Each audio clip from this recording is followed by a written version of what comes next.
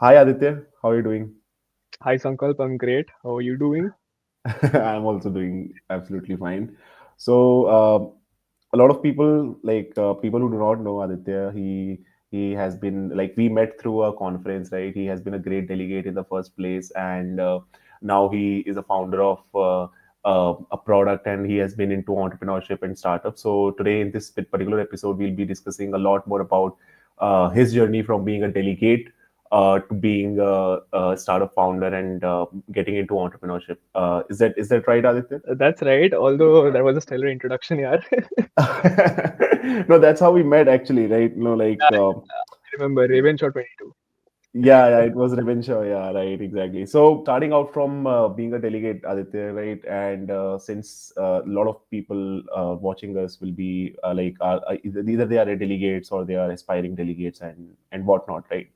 And apart from that, you're also an engineer from Jadavpur University, coming out from Kolkata circuit and all, right? So how did that all of that actually started out, like getting into MUNs or like starting out as a delegate and all? Right, so essentially, when I joined college in my first year, I saw people around me were holding into social activities and clubs. We have a lot of clubs and societies. So I had to choose two of them as well. So I was like, I need to Mhm. learn public speaking. Back in school, I had this fear of stage, which I still do a little, somewhat. And so I was like, okay, I need to select two societies. So I chose the debating society as my number one Mhm. preference. There was a priority of overcoming my fear of public speaking. And then the second society, or rather, the club I chose was the entrepreneurship cell. And looking back, I think the dots have connected perfectly. And as you said, going from a delegate to an aspiring student or entrepreneur. So that is how I actually got into it.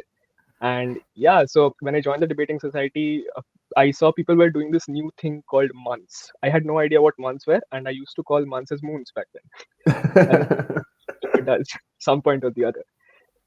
Then I got to know it. It seemed interesting, and particularly the aspect of MUNs which attracted me to it was not the only reason that you can not just improve your public speaking skills, but you Mhm. sort of learn how to deal with people and negotiate as well, so that it is a win-win situation for everyone out there. So I guess that is the gist of it.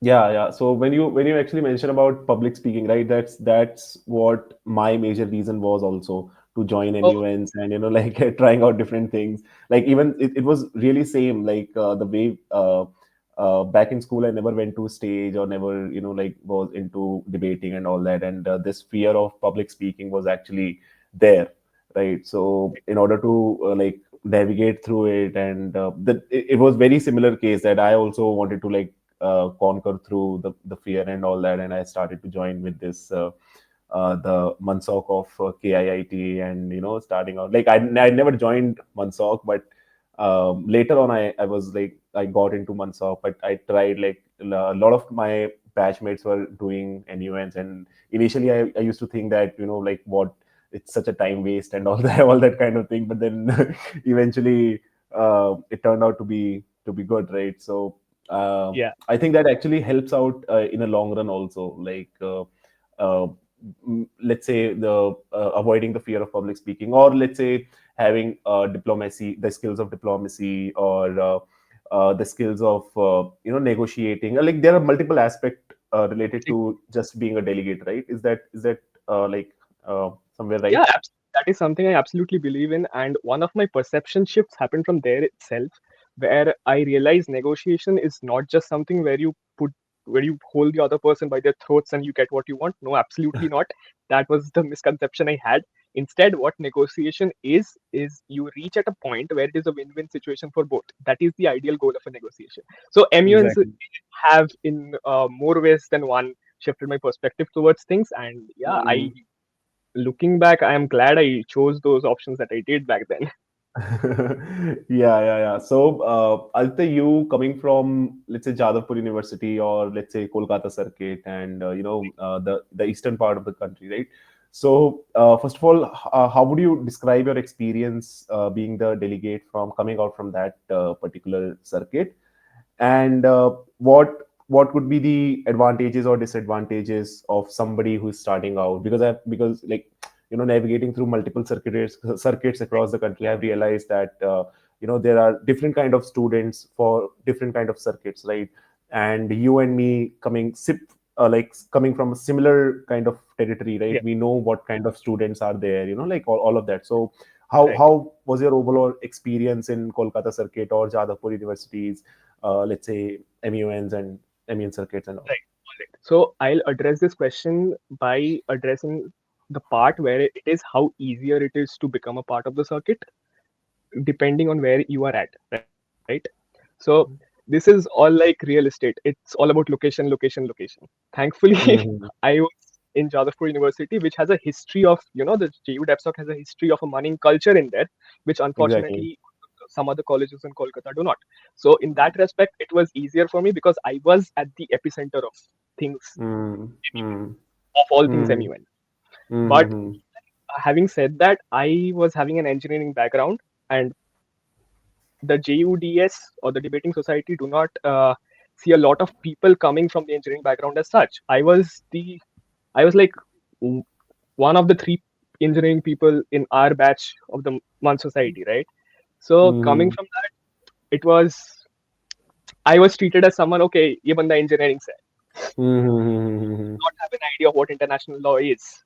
Not treated as ah, I was essentially that was the preconceived notion everybody had, and that is where, and it was true as well. I had no idea what international law was, but again, being in the circle, which is what is important at the end of the day, I got to learn the nuances of it, and so did my other friends from engineering. And I mm. guess that is about me being a munner from JU. And as to the Kolkata circuit, I see the very talented people coming up, and like it is tough out there, it is brutal out there. Yeah, absolutely. When I explored here in Bangalore or Bangalore circuit, and like I got to know, like I have been in Delhi circuit, Kolkata, Odisha, and now in Bangalore and all that. So I have clear cut realized that Kolkata circuit is different, and as you said, the tough and brutal people come out from there, which is very very true. Like I have experienced, and like I've heard from a lot of people here and there, like.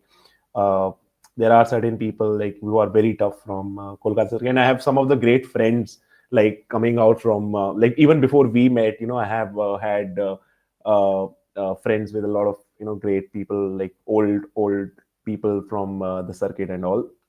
So as you said that having knowledge or coming from an engineering background, having the knowledge of international laws was not like it was tough for you, and of course it was not expected also, right? Then Right. that was a similar situation where I was also in. Like I mean, of course I'm also coming from engineering background, and then not having the knowledge of international laws and anything, but I think that is a learning curve Exactly. that you go through the journey of being a delegate, and like, and also at some point of time it is very interesting to know all these things, right? Like earlier back in the day, back in college or back in school, I mean, I never really looked into that particular direction कि ऐसा कुछ होता है या फिर ये UN वगैरह क्या चीज होती है, ये सब चीजें. So it actually brings out interest and all, right?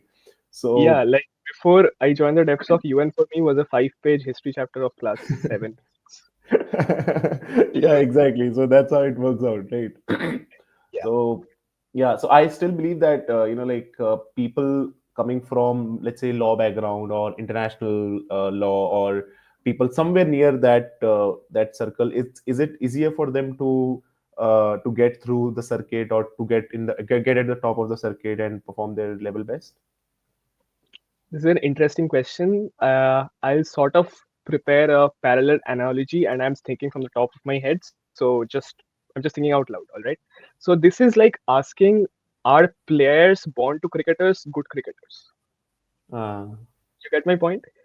uh, So, uh, uh, essentially, I guess the basic differentiator will, of course, lie in their will, or and if they do enjoy it or not. And I believe there, and if they do, it will be an ideal atmosphere because they will have that sort of atmosphere around them because they are mhm. studied in their courses. They have to study it to get marks, and when they see they can use it in competitions to win, and if they have a genuine interest in it, well, सोने पे Why सुहागा not? जितना. Yeah. So Yeah, yeah, yeah, that absolutely. I have a lot of friends who particularly study IR. So there's a department called IR in JU, which is International Mm, Relations. So their entire course is MUNs, man.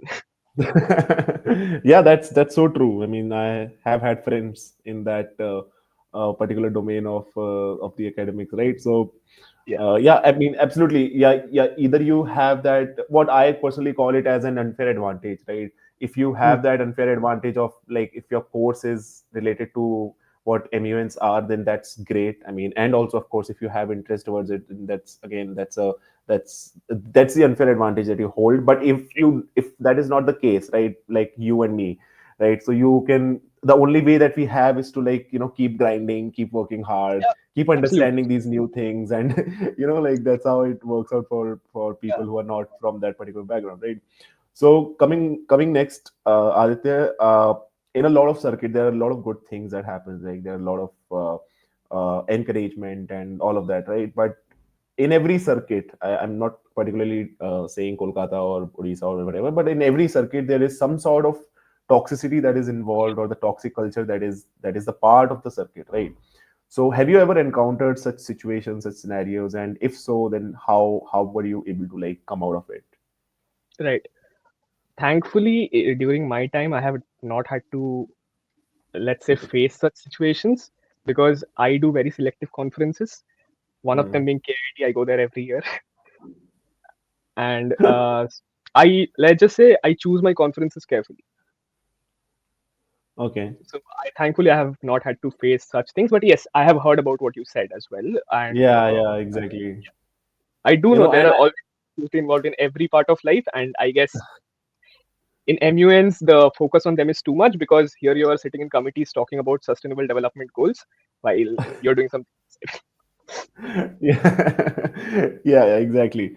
So moving on, Aditya, like, coming out from, let's say, MUNs and all of that. Now, you previously you were into, like, you started out with something, I would say, out of the box. Like, it was, like, your very first startup was somewhat around a marketing agency, right? Which you were able to, like, to grow it to a certain degree, right? So how was that experience? What was that, first of all, and how was the overall experience of, like, going through it? All right. So back in 2023, I used to waste a lot of time on the internet, Okay. as I'm sure most of us do at some point or the other. But Uh-huh. so while scrolling on the internet, I saw this video of a guy named Iman Gaji. I don't know if you've Imam heard. Ghazdi, Imam Ghazdi. Yeah, Yes, of course. His yeah, editing yeah. styles are actually very, very popular in the Yes. industry. And after that, I wanted to Yeah. learn editing for a while, but then after 2 or 3 days, I was like, "उसी बात नहीं है." So I was like, Yeah. let's just see what he's doing. Then he proposed an arbitrage economic model. I was interested in it. But then I realized there were certain loopholes to it. Like if I don't know the work that is happening, I cannot take the responsibility of quality assurance for the clients. Mm-hmm. What I did was I started a simple lead generation agency. The experience of which I had because I worked in a senior startup from our entrepreneurship cell during my first year. And Mm-hmm. thankfully, that experience came in handy now. So I started a lead generation agency and eventually shifted to doing both lead generation and email marketing for clients. Right. So that was lead gen in its essence. Mm-hmm. Our first client, thankfully, was the senior whose startup I worked in. He wanted to support us, although we did Okay. not do a very good job with him. But we learned a lot of what to do and what not to do. The ethics of business. You need to send forward an invoice, right? I had no idea how to do that. I just knew I had to get on calls, close clients, and I somehow assumed I'll be paid. Then I then I realized the pains of international bank transfer and everything.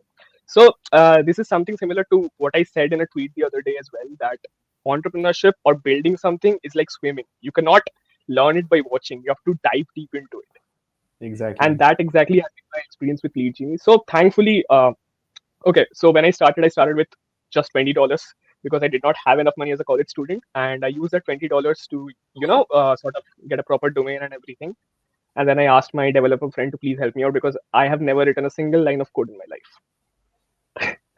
And then Okay. he started working on the landing page and stuff while I was out on Reddit trying to get clients. And let Mm. me tell you what, Reddit was our biggest source for getting clients. Okay. Reddit is does, I mean, it still works, right? Like, I have not a very huge idea of Reddit and how does it actually work. So Okay, let's just say you want to buy a product, right? a product or a Uh-huh. service you have no idea about. What is the first thing what is the first thing for genuine reviews you search? Let's just say PS5 Reddit reviews. Oh, Why do you do that? okay. Because Reddit has two aspects to it. One is the anonymity of people, Hmm. Mm-hmm. which helps them post their genuine thoughts. Mm-hmm. And people often go to Reddit to get clients as well. There are Oh. subreddits of entrepreneurship, SaaS products, lead generation. So I joined all those subreddits, and I used to text people who were posting about needing leads. I used to text about 50, 60 people a day on Reddit, and 10, 20 used to respond, 5 used to come on calls, and I used to close 2 or 3 of them. I consider myself a good Nice. closer so far based on the lead Nice. generated. but, Uh, but yeah, that was it. And my account was banned from Reddit 5 times. oh, Was oh, because of the constant messaging and all? yeah. But I Oh, created 5 accounts after getting banned because I knew this is what I have to do. I exactly, cannot go exactly. out there looking for. It's too crowded. Reddit is one Mm-hmm. place I can. It is sort of the undiscovered gold mine I can use. Hmm. So that is what I Got use it. for lead gen. As you said, you were targeting like what was your target market looked like? Was it US centric or Middle East or any Right, other? I mean, I'm pretty sure it was not Indian market, of course, but right, right. which was the segment There's a and funny what was story. the strategy? There's a funny story regarding an Indian market. Oh, okay. Okay, what's that? Now that you mention it. Okay, so initially when I started, as I said, I had no idea. I had no clue. Uh-huh. I just wanted to offer lead gen services. I had not thought of a target market. I had not done the basics of business. I did not know who my ideal customers were. I Uh-huh. just thought I'll give the service to anyone who needed leads, which is again looking back a very stupid thing to do. Uh-huh. But But again, it then was my you business. You can't really blame me. exactly. Yeah. So what I so I started DMing people, and one of them was Hmm. an Indian client. Let me finish the Indian story, then I'll go to the rest of it. Absolutely, This yeah. guy approaches me. He's like, I need 20 leads within 30 days, ready for a meeting, and I'll pay you 5,000 rupees. And me being me and starting out new, I thought this was a great opportunity. I took it. I signed the client. And then I realized the amount of time I'm wasting, the quality of leads Exactly. I'm giving is like 4 times more than what he was offered to pay. So then Hmm. I had a conversation with him that, look, I'll do this month for you on the price we agreed on. But from the Hmm. next month, it was a 3 month contract. So, Oh, but from the okay. next month, since you can see the quality of leads I'm giving you, I would Uh, like to negotiate the prices again. hmm. And he was like, no, it will not happen like this and stuff. By that time, thankfully, parallelly, I had gotten 3 more clients who were paying me 5 times what he was paying me for Uh, 10 leads. 10 leads. So Yeah. after signing to other clients, so after that, we never took on Indian clients. So after Hmm. signing to other clients, I told him, look, boss, sorry, I'll do this month for you. Next month, say I cannot do. Uh, So first time I dropped a client actually because hmm. not value my work at what it should be valued at, which I realized most of the freelancers who start with struggle. So that Exactly. you need to know the worth of your work. Absolutely. And I believe that in India specifically, like back in the day when I was also like doing freelancing in video editing and content marketing and all that, I believe that Indian market or Indian clients are like the approach is very weird. I don't know why is that so, but it's like again that market value proposition is very disturbed. Like like Right. for and that to amount is absolutely very very low as compared to Yes. when you target international market or US market or Dubai or like those kind of markets. So Yes. in that way you can also like you also stay motivated to like to work and there's a proper, I don't want to say a work life balance, but market value proposition is quite good, I would say. Yes, absolutely. So as I said, from after this Indian fiasco, we never targeted Indian companies. I deleted all of the lead list I had. I like see that trash mein jao. And then it worked out perfectly. One of my major big breakthroughs was this guy who lives in Dubai right now. He's an Irishman named Colin Fitzpatrick. Colin, if you're watching this, hi. So Colin is an AI and Web3 enthusiast. He has co-founded multiple companies and he's now in the crypto space. Okay. And he got us our first big break. We were able to help him out and he suggested his other crypto friends to join us. Hmm. or AI consultancies to try us out, and that really worked out great. Uh, but at some point, I realized that the service I'm offering, you cannot scale it beyond a certain level because I'm doing a very specific task. There is a Hmm. specific limit to that as to how much you can charge for that particular task, and doing Okay. it alone would not suffice. And I had my friends to help me out as well, but how many can you do a month when you have Hmm. exams in your college and stuff? So it Hmm. was not something that could scale itself, and even if I put in money, it could not scale itself because again, Hmm. our specific service, specific price. Yeah, So I exactly. guess that is And where, yeah, yeah, yeah, continue. yeah. So I guess that is where I started having my first seeds of doubts as to should do I really want Hmm. to continue this? I believe it's because of the case that it is more of a service centric, I would say, business or startup or something like that. And that's why it is like you, like for service centric, I would say startups or anything like that. You always have to be on your toes, right? That's what I have experienced with video editing as well. Right, It's that's why I left, kind of stopped doing freelancing into it, because I mean, for any kind of lead or for any kind of client, I had to like sit down and do the work, right? I mean, it right, is very much similar to product also, but product works, and product doing things with the products are quite different as compared to the service based or service based things, right? So if I can ask you, how much amount of money you were able to make through all of that, like approximations or anything like let's that? just say by the end of it all, we were able to give 7 times more return to the founders. Okay, okay, that's actually good results out of it. Like, and that too, you were in college itself, right? Yeah, yeah, yeah. So it Nice. all happened in 5 6 months.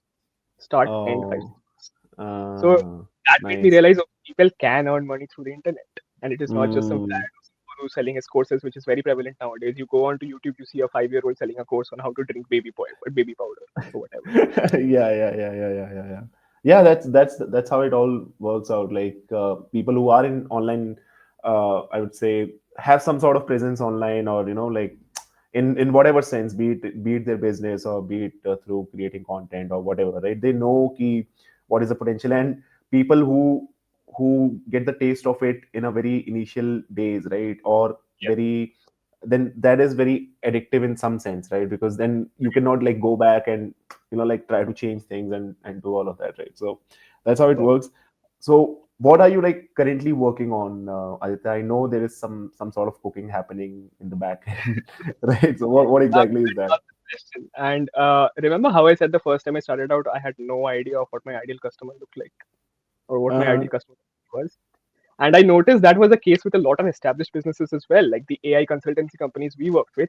They did not have a Mm-hmm. clear picture of their ICP in mind or their target market, in fact, what they wanted. Like a few minutes ago, I posted a meme where it goes like the Drake meme, where Drake is rejecting something and saying a yes to the other. So in that, what Drake is rejecting is actually market research, proper market research, and what he's saying yes Oh, to is I building a see. product in 10 months, which nobody wants. So there's this Uh, startup Y Combinator, which is probably the biggest startup accelerator in the world right now, mhm, giving us startups like Airbnb, Uber, and whatnot. They have this quote: "Make something people want." And mhm. how to know what people want? You need to know the market. You need to know the trends. You need to know the sentiments. Exactly. And looking at these aspects, I have created Prospectra. So it's an AI Ah, tool which analyzes conversations on Reddit, Twitter, and LinkedIn of a keyword that you type in, and it okay. gives you a report complete with sentiment analysis, comparative analysis, trends, top themes of discussions, what people are Mhm, actually suggesting changes in, and what mhm. features do they want extra added, and then add compiling all these discussions into feedback from our end, which we put under a section called suggestions by Prospector. And so Right, far, that's great. we are building the MVP and have started a wait list. We launched the wait list 2 weeks ago, and the response has been really good so far. And we are Mhm. gearing up for the product hunt launch soon. Nice, nice, bro. That's what I've been looking at, like, recently also. Like, you were posting videos, and like product introduction videos and all that, and I got to know. The last time we talked about Lead Genie, I wanted to do the same for Lead Genie. but I think it is more effective in a product based business than in a service based business. And I have to thank you for that, because you told me you should just pick up your phone and start recording yourself. And I started doing that. Yeah, like that's the part of it. Like, and like what my thinking goes on is that a lot of people are already building product. Like a lot of people are invested into, let's say, AI or the new trends in the technology and all that, right? And coming from engineering backgrounds, right? It is by default it comes out to us that like we are immune to like build things, right? Like we keep on building things no matter whatever your branch is, and all of that things, right? So, and also on Twitter there are a lot of people like constantly building out things. But what I personally believe is that if there will not be any sort of distribution, right? Any sort of marketing, or marketing is a very very broad, very used term, right? It's more about distribution, right? And I personally believe that social media or creating content and all of that will give you a very free gateway towards like talking about your product. That's it. Like just talk about it. And the Gen Z term is yapping about it, right? So that's what you can do, right? I think So we all need to find subjects to yap on, and I have found mine, and that is what I'm yapping on constantly about. yeah, and I'm pretty sure that like now, since then you're like starting now, like later on when things will grow and all that, I mean, every other business or every other product has to come out with some sort of like content marketing strategies, or like speaking out about their product through one or the other channel. Either you can like go ahead with the traditional like traditional standards of marketing and all that, or you can adapt to the new ones, which I'm pretty sure you and like your co-founder, me, all of are like leveraging on it, right? And is it helping, or is it just like Oh, I you're have seen just very good results so far. Like, I have gained 20 followers in 2 hours on Twitter from that. Just sharing yeah. our thoughts and asking specific questions about their pain points. And then, Hmm. sort of slight plug-in. Okay, this is your pain point. This is what we are solving. Maybe check it out. Hmm. And So like regular. yeah, yeah. Yeah, yeah. Go on, please. No, no. So I was saying that like specifically, you also started out making content on Twitter like very recently, right? But Yes. and I'm pretty sure there must be some sort of reason, because the reason I am on Twitter is because I get to know the new ideas, like the new like keep myself motivated to keep on building things, because there are a lot of people who are like doing a lot of things on Twitter, and they're sharing about it. It's like again, it's like Reddit only, like they are Mm. they're open and free to discuss all these things. And I'm pretty sure that with Prospectra also, like you must have got some sort of positive or negative feedback through Twitter and all that. Is that so? Yeah, that is absolutely very true. And the reason I signed up for Twitter was, as you said before, I wanted a version of Reddit which would not ban me for promoting myself. And so I thought, okay, let's go to Twitter. It's all about free speech, or that is how they market it. So I went on Twitter. I said about, free feedback. We had a lot of it, thankfully. I This brings me to one interesting incident which happened last week. So there's this Hmm. community in Twitter called Build in Public. Yeah, I I I'm a started part of sharing. it. Yeah. Yeah, I started sharing my journey, their product links and everything. And one fine day, uh, I see there's a live event happening where this guy, who's supposed to be an expert on landing pages, is uh-huh. roasting landing pages. And we had just launched our Uh-huh. that day. What I did was I texted the guy, "Hey, can you please roast my landing page?" He roasted our landing Hmm. page, and we Oh, got very nice. valuable insights. We have incorporated it since. And Hmm. let me just tell you the power of social media. He roasted our landing page for 30 seconds. Hmm. Half an hour after that, our signups increased by 10 from Damn. across. Damn, So that's those that's the beauty of were it. Like, precious. yeah. That's the whole beauty of it. Like getting featured, like, or collaborations, or getting like, as I mean, roasting a landing page was a part of some sort of an like integrated collaborations. And as you said, it was just for like 30 seconds, but it Yeah, resulted into something, right? So that's yeah, what the culture on, I would say, the among the influencers or among the creator is like. And uh since like you had an experience through an event on Twitter, like I had back in the day, about my Twitter followers themselves, about the audio events that they still have, right? So there are a Yes, couple of people who host events or audio events or spaces is what we call them, right? So you just go right. there and speak for a while, and you already have like 20-30 followers coming out from them. Like that's how I initially started. Right now I'm not doing it, but Right. initially that's what I used to do. So I think that No, actually helps a lot, yeah. right? Yeah, I think in today's world, attention is the most important currency, which is why you have reels coming out from Instagram, you have shorts, and now even LinkedIn and Twitter are doing the same. exactly. Because people's attentions are the most important resource they can capitalize on. And sadly, the attention span has been becoming very less. So even 30 seconds felt like too long to us. But thankfully, Yeah, we got motivated, and yeah, it's all about grabbing attention. absolutely, absolutely true. I mean, that's how the things are, like like that's how it is, like in the attention economy is what they personally like, that's what they call it in the community and all. And day by day it's reducing, like, and people or brands are like they're very competitive in acquiring the attention of their user in every aspect or every possible way out there, right? All right. Yes. Yeah, is there anything else, Aditya, you want to share with your product, or anything else, or any piece of Yeah. advice that you would love to give? I don't think I'm yet in a position to give advice to people. However, I will just take a few more minutes to just say I loved your point about distribution. Like without distribution, you don't have a product. Even if you have a great product, it is bound to fail if you don't have proper distribution. And even if, let's say, you have a very bad product, with great Hmm. distribution, it could become a $9 billion company, and people compare it to Google for some reason. I won't take names. Yeah, yeah. Yeah. So for distribution, we did something interesting recently. Along with Prospectra, we created a free tool. We called it Oh Subwiz. yeah, Yeah. yeah, yeah. So which What is it about? Yeah. Subwiz. So this was like a map for Reddit. Uh-huh. So how it used to happen was you type in a keyword. It used to give you all the subreddits and connect them with a thread. And once you scroll down, they used to give you like the posts that were taken from.